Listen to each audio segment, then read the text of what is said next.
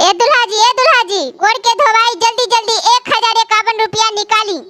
आई हो दादा, लगता बड़ा जिद्दी बिया देवही के परी। ए साली जी 151 रुपया देहब, लेवे के बाद तलिही ना तो हो ना मिली।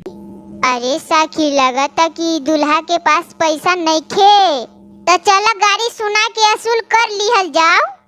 चलनी के चलल हो दुल्हा, सुप के झटकारल हो, छोलनी के दागल हो दुल्हा, लगला दुगार हो, छोलनी के दागल हो दुल्हा, तोहरा के देखनी हो दुल्हा, गदहा चारैते हो, तोहरा के देखनी हो दुल्हा, बकरी चारैते हो,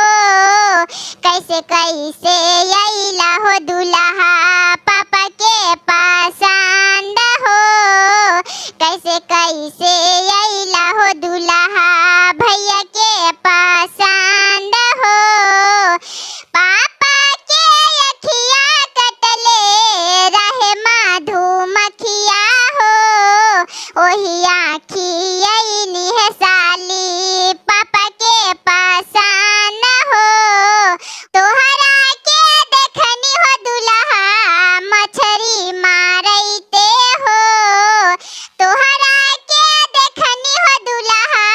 झाड़ा फिरैते हो, कैसे कैसे अइला हो दुल्हा,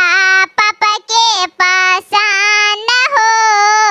कैसे कैसे अइला हो दुल्हा,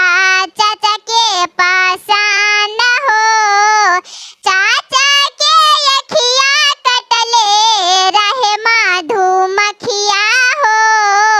ओही आँखी